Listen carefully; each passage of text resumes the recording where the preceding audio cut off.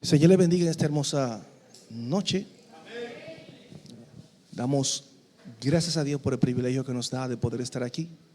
Para nosotros seguir dando continuidad a este estudio tan maravilloso acerca del libro de Apocalipsis, su capítulo 1 en adelante.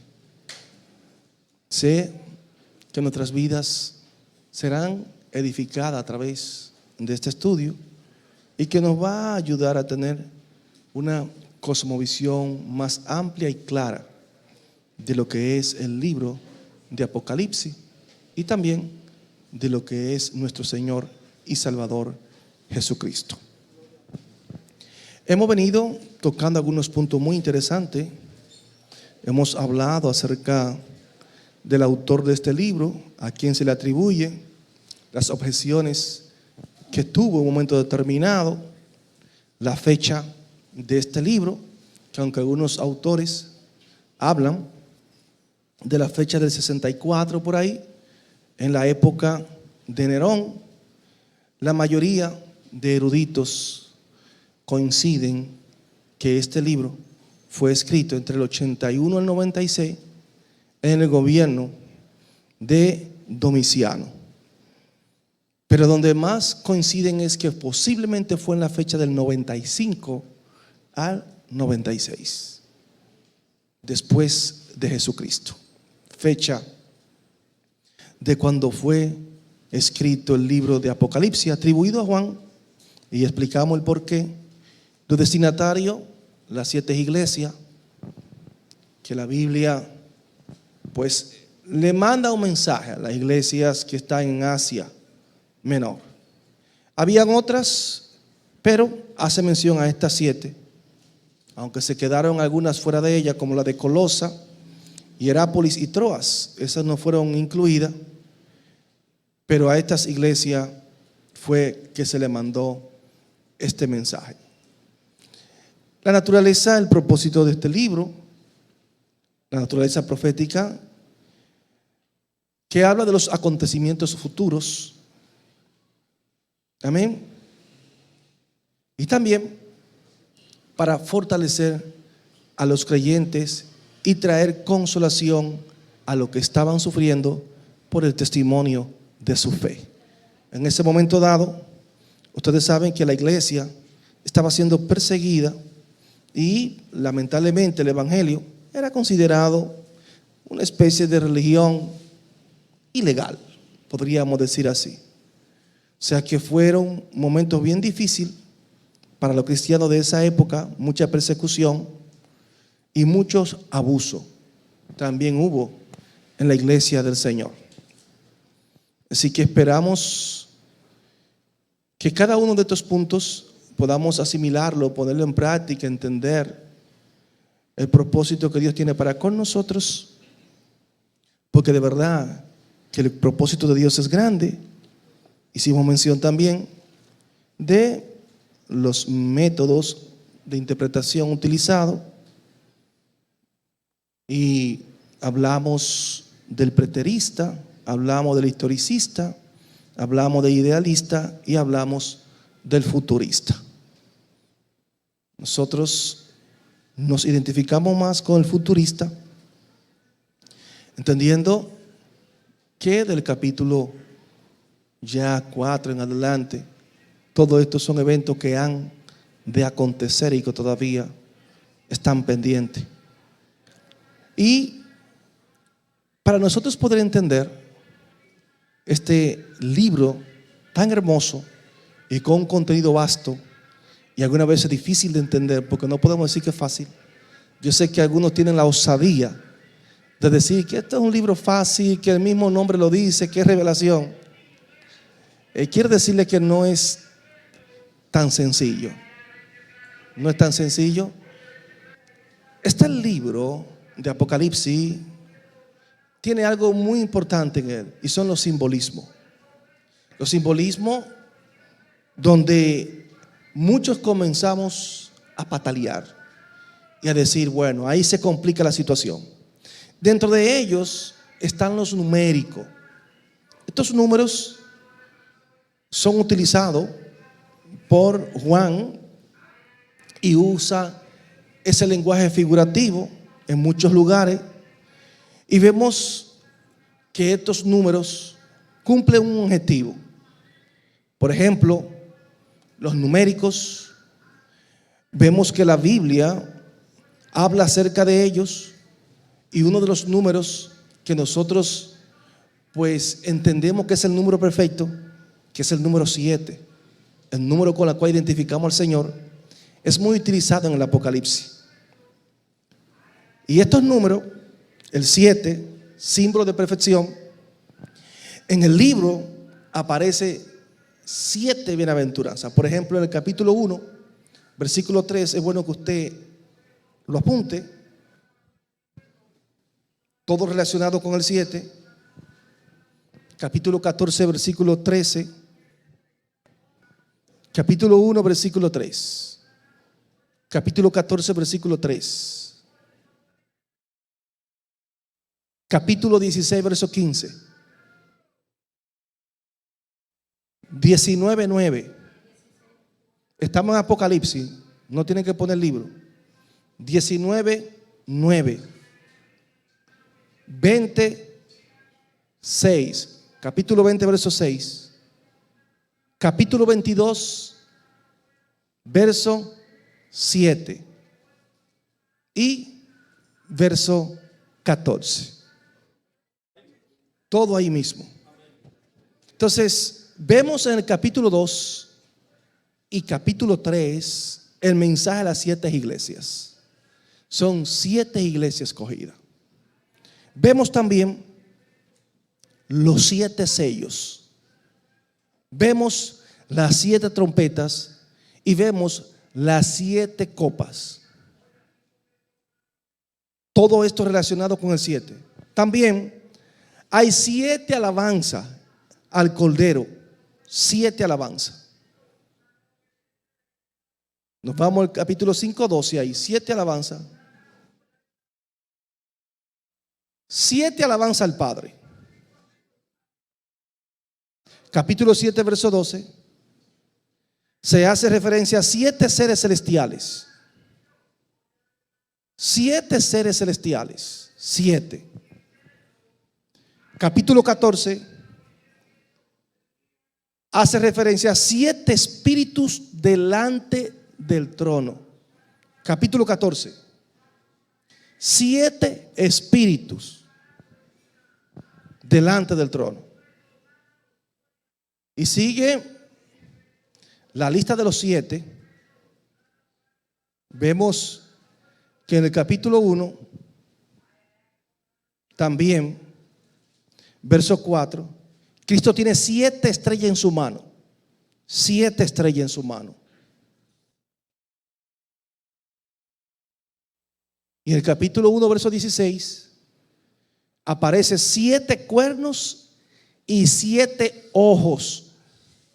7 cuernos y 7 ojos en la descripción del Cordero. Ese es uno de los números más utilizados en el libro de Apocalipsis. También tenemos otro número y es el 3,5, que es el de la gran tribulación, que vamos a hablar ampliamente acerca de esto y que de una manera u otra vamos a tener que irnos al libro de Daniel para hablar de la semana 70, para poder entender en el contexto un poquito más lo que es el libro de Apocalipsis. Entonces vemos aquí que este número 3,5 es un 7 dividido en 2.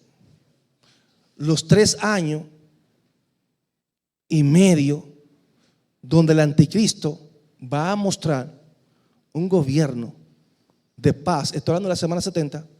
Y 3 años y medio donde los juicios de Dios serán derramados sobre la tierra. Lo que nosotros vamos o hemos leído, lo que es la gran tribulación. La gran tribulación. Sabemos el 7 separado en 2, pero cuando lo sumamos ya sabemos que es el número 7. Entonces vemos aquí que aparece expresada en meses, haciendo referencia a 42 meses. Capítulo 11, verso 2 y 13:5. Hablando de ese evento, capítulo 11, versículo 2 y capítulo 13, verso 5. Hablando de los 42 meses, de los 3 años y medio. Ahí mismo en el capítulo 11, versículo 3 también, hace referencia de estos días, refiriéndose a 1260 días, que es lo mismo a los 3 años y medio. Y el capítulo 12, versículo 6, que hace alusión, donde dice tiempo y tiempos y la mitad de un tiempo. Capítulo 12, versículo 14, que es la expresión de ese tiempo en la profecía de Daniel. Tiempo, tiempos y la mitad de un tiempo. Daniel 7:25, 12:7. 7:25 y Daniel 12:7. Doy la referencia así para que usted tranquilito después lo estudie. Porque si comenzamos a leer verso por verso, entonces vamos a durar mucho tiempo. ¿Entiende? Usted lo tiene ahí. Puede que cuando salgamos de aquí, usted va a su casa, repasa, ve los versos, lo estudia. Por ejemplo, la Biblia habla de los 2 testigos que permanecen muertos durante 3 días y medio. Capítulo 11, versículo 9 y verso 11 de Apocalipsis habla de esos 2 testigos. Eso es acerca de la numerología. Por ejemplo, está el número 4, que es el número de la tierra. De ahí, en pasajes donde se relacionan asuntos terrenales, y aparece frecuentemente este número, el 4. ¿Con qué está relacionado este número? Con la humanidad, o sea, familia, lengua, nacionalidad y país de residencia. En el capítulo 5, verso 9 de Apocalipsis, podemos ver esta relación respecto a la humanidad. Familia, lengua, nacionalidad y país de residencia. Apocalipsis 5:9, Apocalipsis 7:9, Apocalipsis 11:9, 11:9 y Apocalipsis 14:6. Los vientos también son 4. Capítulo 7, verso 1. Una interesante distinción, por ejemplo, en los cielos con relación a la alabanza. Esto se describe con 7 palabras. 7 palabras. ¿Sabe cuáles son esas? Poder, riqueza, poder, riqueza, sabiduría, poder, riqueza, sabiduría, fortaleza, van 4, ¿verdad? Honra, 5, gloria, 6 y alabanza, 7. Repetimos. La adoración en el cielo se describe con 7 palabras: poder, riqueza, sabiduría, fortaleza, honra, gloria y alabanza. Entonces, la de las criaturas terrenales, las terrenales se expresa con 4. Las terrenales se expresan con 4. Alabanza, honra, gloria y poder. Repetimos. La adoración de las criaturas terrenales se expresan con 4, dije: alabanza, honra, gloria y poder. Así como habla del 7, también habla del 6. El 6, todo lo que estamos aquí sabemos que representa el número del hombre.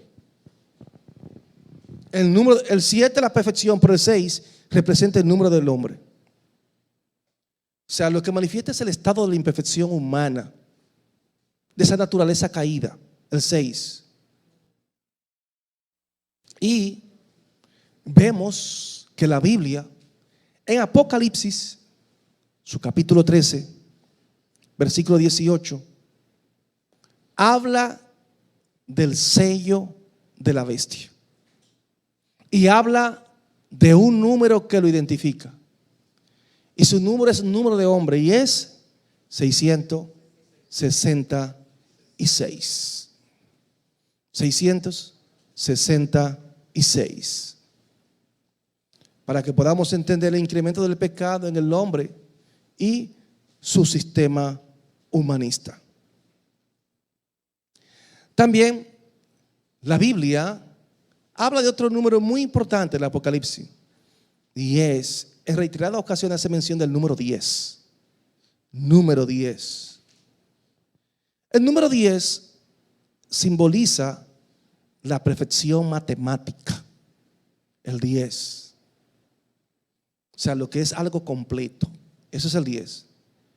Por ejemplo, vemos el periodo de prueba en el capítulo 2, verso 10, que habla de un proceso de 10 días de prueba.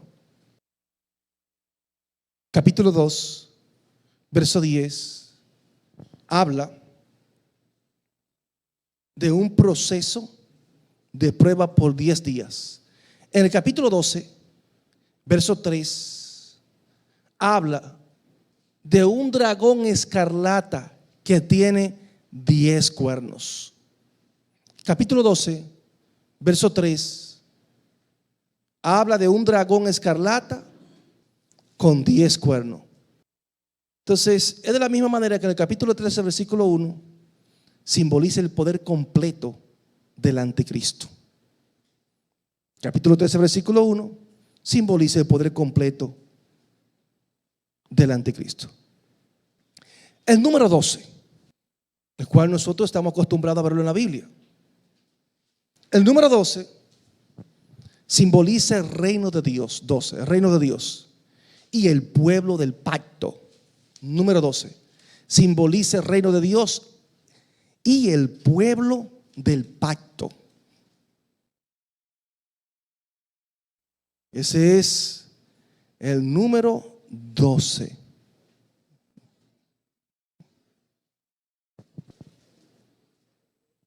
Qué bueno es el Señor. Entonces, esto tiene su significado, el número 12. Por ejemplo, vemos nosotros que la Biblia nos enseña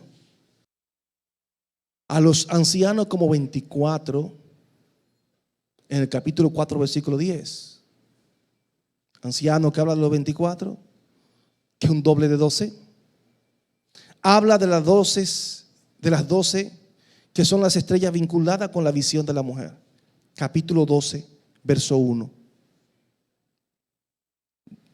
12 son las estrellas vinculadas con la visión de la mujer. En la ciudad santa,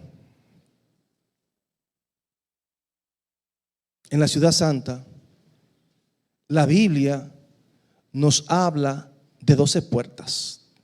12 puertas. También nos habla de 12 ángeles. 12 ángeles. Y también nos habla de la inscripción de los 12 nombres de la tribu de los hijos de Israel en el capítulo 21, versículo 12.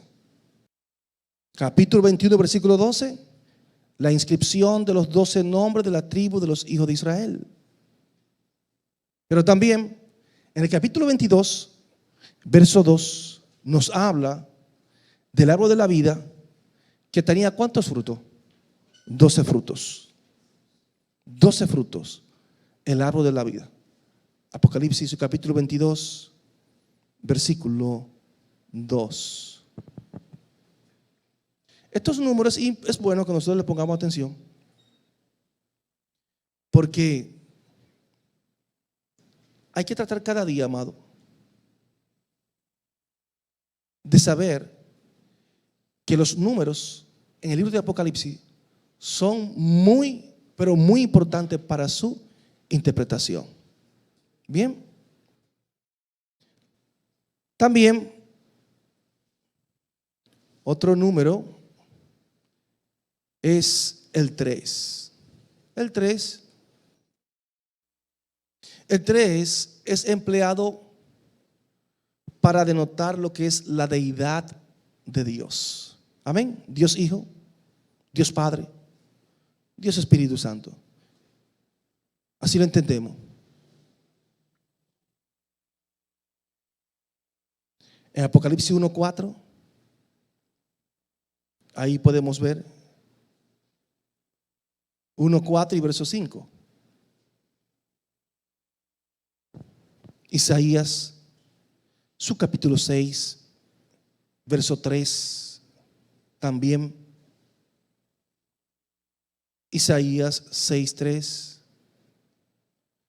Mateo, su capítulo 28, verso 19.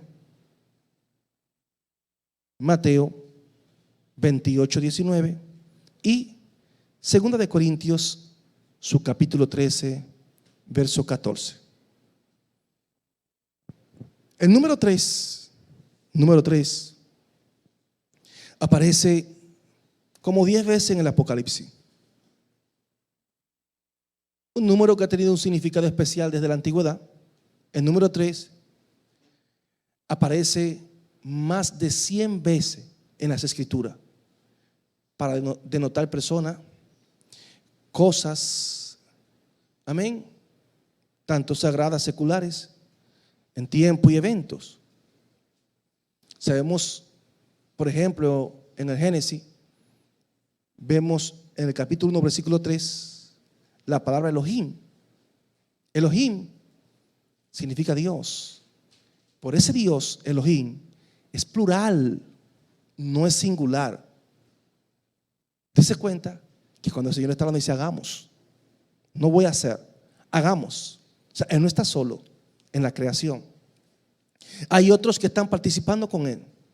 Bien. O sea que la Biblia habla de esto, el mismo Noé que tuvo 3 hijos también, a lo que es Sem, Cam y Jafet. Y también la Biblia habla de los 3 patriarcas, tanto de Abraham, Isaac y Jacob. Siempre vemos esos 3, como Daniel con los 3 amigos allá en Babilonia, Sadrach, Mesach y Abednego. Y vemos como Daniel también oraba 3 veces al día. Siempre ese número 3 está muy relacionado, muy relacionado. Entonces, hablamos del número 12 ya, porque es un número importante, considerando que las tribus de Israel, a través de Jacob, 12 tribus. Por eso vemos la importancia de dichos números. Muy importante. Este es el número 1000. Se utiliza este número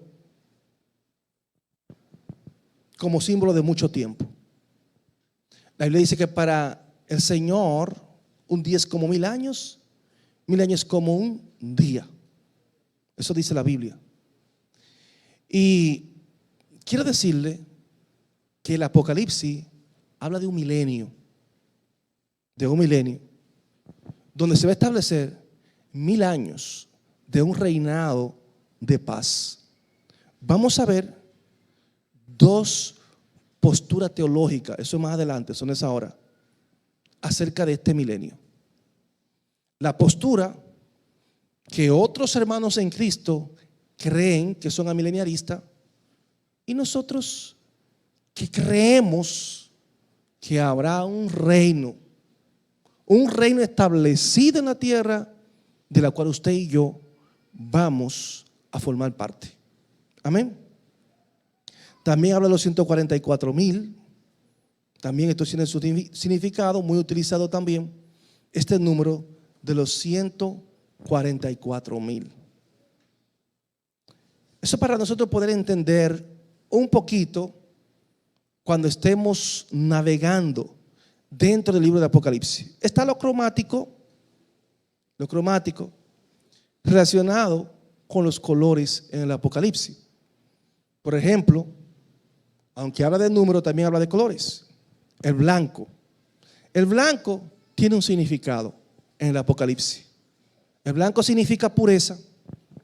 El blanco significa paz. Color blanco significa perfección. Eso es el blanco. El blanco representa una victoria moral. Color blanco en el Apocalipsis. Seguimos. El blanco dije que es símbolo de qué? Pureza. Símbolo de paz. Símbolo de perfección y victoria moral. No siempre, porque hay excepciones. Y por esto, y lo vamos a ver más adelante, pastor, ¿cómo así? Sí, porque cuando usted se va a Apocalipsis, en su capítulo 6, ahí habla de un personaje que viene en un caballo blanco. Y quiero decirle que aunque muchos interpretan y dicen que ese es el Señor, los exegetas más respetados, teólogos de renombre, entienden claramente que ese personaje del capítulo 6 no es Jesucristo. Nosotros nos identificamos con que no es Jesucristo y vamos a explicar el por qué no es Jesucristo. Ahí hay 4 caballos. Ese salió venciendo y para vencer. El de nosotros venció. Por eso lo vamos a hablar en detalle, de ese personaje, de ese caballo blanco. Entonces, vemos también el color verde. Color verde, Apocalipsis 4:3. El color verde es símbolo de esperanza. Y eso usted lo sabe. Cuando usted ve el verde, ¿qué es lo que representa? Esperanza. En la Biblia, esperanza. Para que usted vea que los colores tienen su significado. El negro, en cambio, es todo lo contrario. El negro, cuando usted habla de las tinieblas, ya usted sabe para dónde se está yendo. El negro representa maldad. El negro representa la angustia. El negro representa el sufrimiento, maldad, angustia, sufrimiento. Capítulo 6, versículo 5 de Apocalipsis. Estamos en Apocalipsis, Eso es lo que representa el color negro. Tiene que entender, porque ustedes van a ver personajes con cierta simbología que los colores van a definir quiénes son. Amén. Este es el amarillo. Amarillo o verdoso pálido. Un verdoso pálido que está tirando como así, medio amarillento. Amarillo o verdoso pálido. ¿Sabe qué representa esto? Es el color de la muerte. El amarillo, verdoso pálido, es el color de la muerte. Apocalipsis 6:8. Está el rojo o escarlata. ¿Sabe qué representa el rojo o escarlata? Representa la destrucción, representa la guerra. El rojo y escarlata. Destrucción, guerra, mucha sangre derramada. Y por último está el color púrpura. Púrpura. El color púrpura, vamos a ver un color púrpura aquí. El de Pili se parece más o menos a ese color púrpura, que no es un morado como medio rosado, así. El de Zoila, ese Zoila, así parecido, ¿verdad? Es un color púrpura, no es morado en sí, no es morado.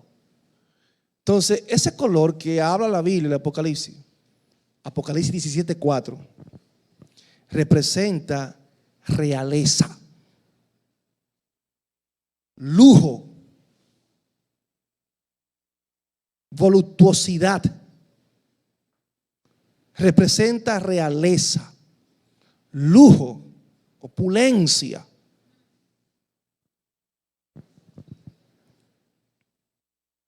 Ese es el púrpura. Todavía no estamos entrando en el desarrollo de los versos. Quiero que ustedes tengan todo este contenido para comenzar ya a hacer un desarrollo de cada versículo. Vamos a hablar un poquito de la teología del Apocalipsis. Amén. Un poquito de la teología del Apocalipsis.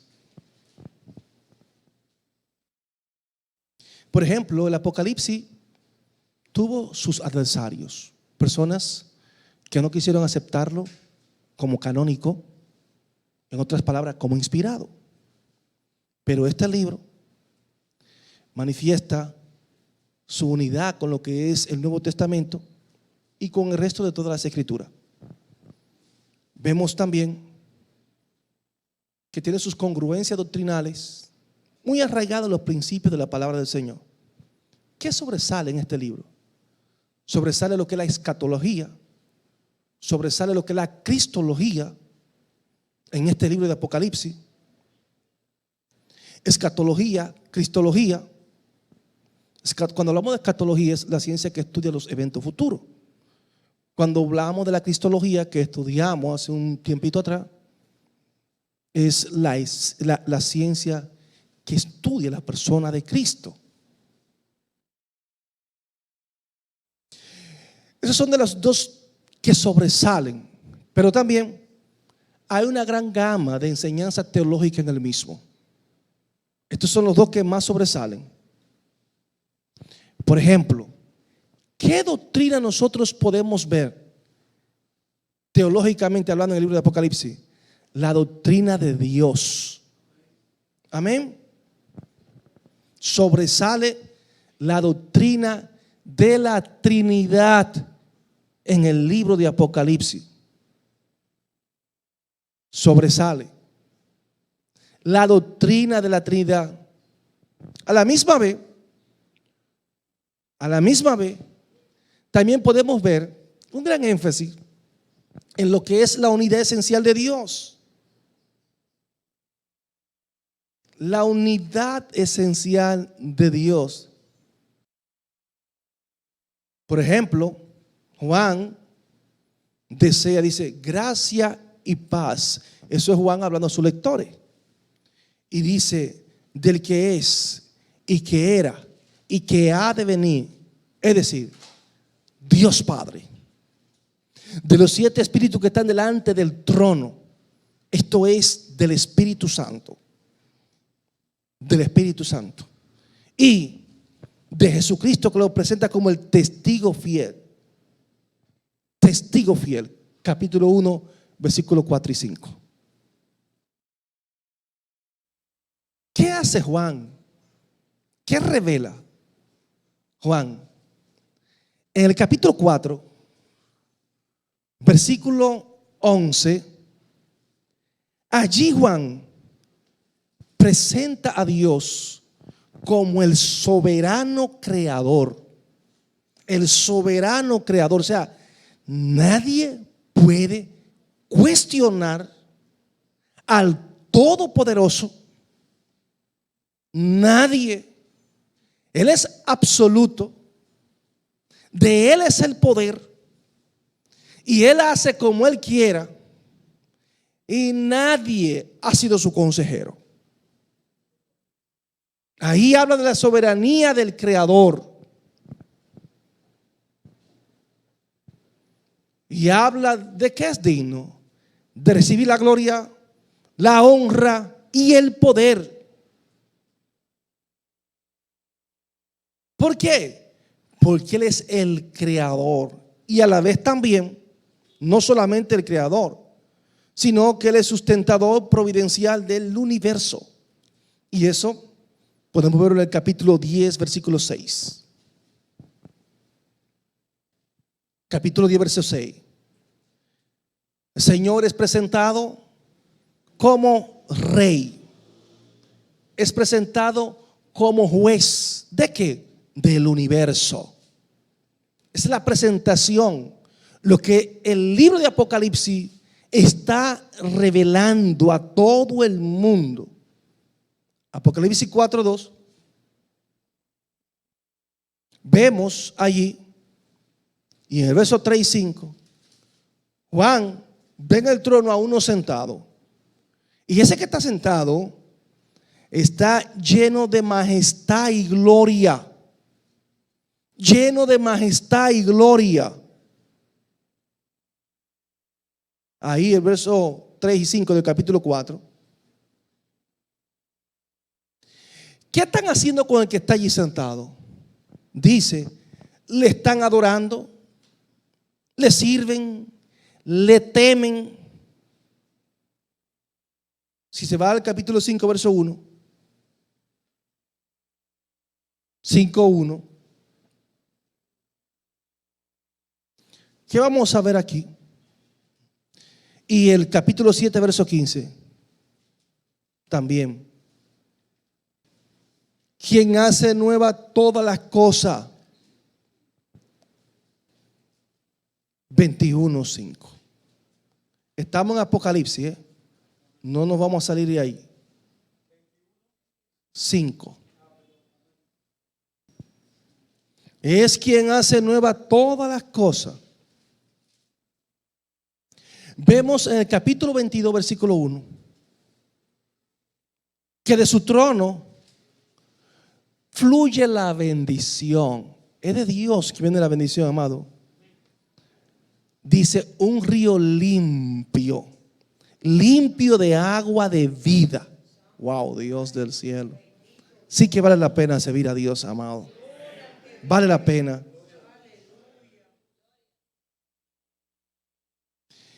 Y vemos que presenta al Señor, es reconocido como el Todopoderoso.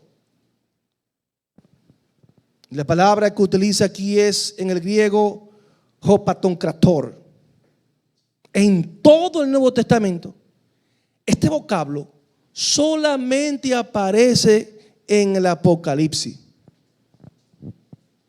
En ningún otro libro usted va a ver ese vocablo del Todopoderoso, hablando del poder soberano que tiene Dios. Y con referencia a esto, apunte ahí mismo en Apocalipsis 4:8. Apocalipsis 4:8. Estoy en Apocalipsis 11:17. 11:17, estoy hablando de los capítulos y los versos. 15:3, Apocalipsis. 15:3. 16:7, capítulo 16, verso 7. Y verso 14. Capítulo 19, versos 6 y 15.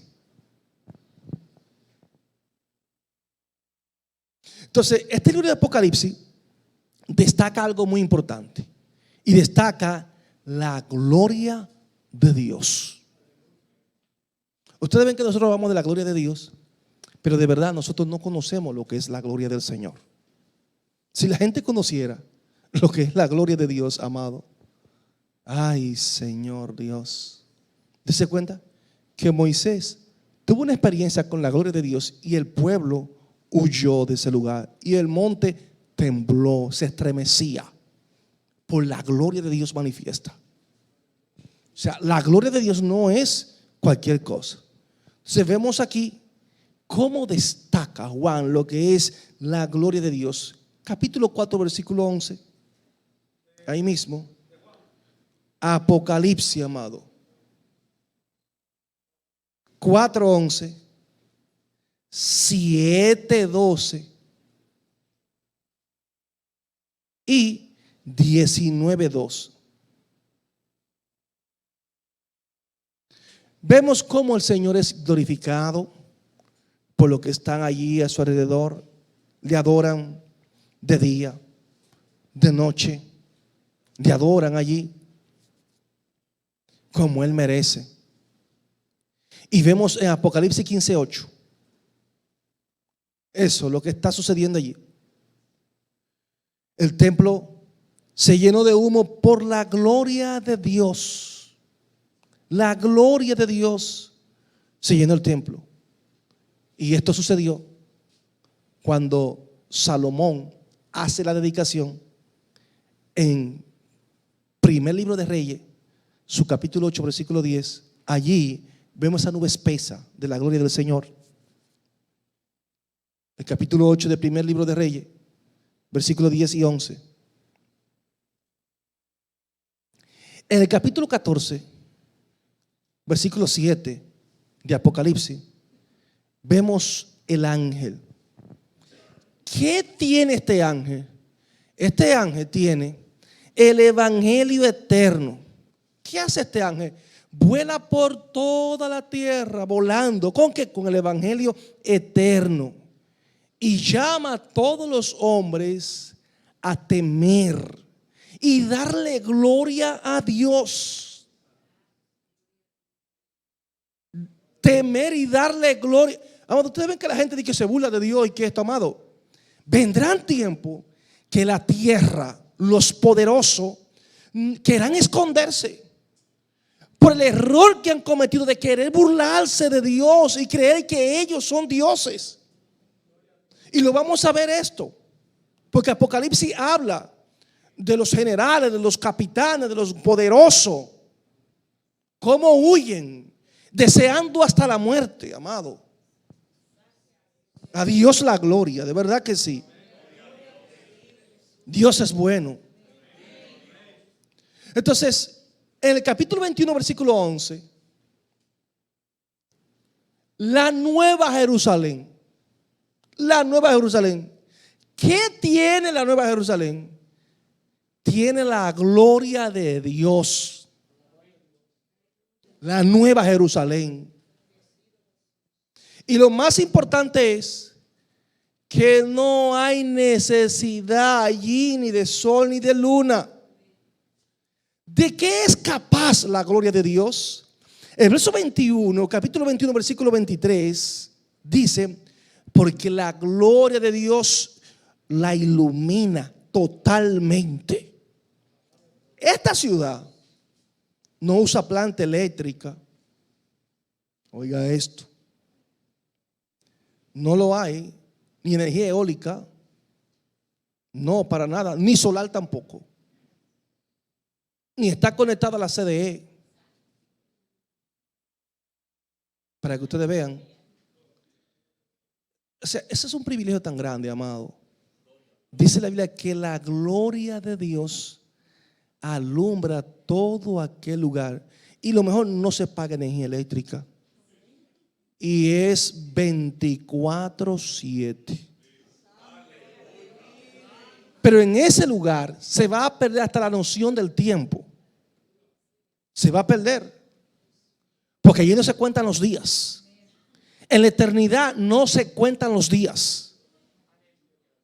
Es el privilegio más grande que nosotros vamos a tener como iglesia del Señor. Por eso la Biblia habla de ese día de redención para nosotros como iglesia, que dice: aún la creación gime como con dolores de parto, esperando el día de redención. Iglesia del Señor, vale la pena servirle a Dios.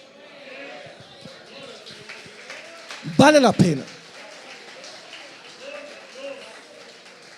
Si sufrimos aquí, vamos a reinar allá. Vamos a reinar allá. Y yo digo, gracias, Señor, porque me alcanzaste, porque abriste mis ojos. Bendito el Señor. Entonces, este libro habla, lo vamos a desarrollar más adelante, la santidad de Dios, la justicia de Dios, Dios y su relación con el mundo. Vamos a ver la cristología en el Apocalipsis. Todo esto es parte de la introducción, amado. Amén. Vamos a ver la doctrina de la salvación ahí, la doctrina del hombre y del pecado. Eso es Apocalipsis, ¿eh? Doctrina de las escrituras, doctrina de los ángeles, doctrina de la iglesia. Todo eso es un contenido del libro de Apocalipsis en su teología. Amén. Vamos a ver la doctrina de Satanás. Vamos a ver la doctrina de las últimas cosas. Y vamos a entrar después en el desarrollo del libro de Apocalipsis. Amén. Con la ayuda de Dios, después que tomemos ya y desarrollemos estos puntos que hice mención ahora,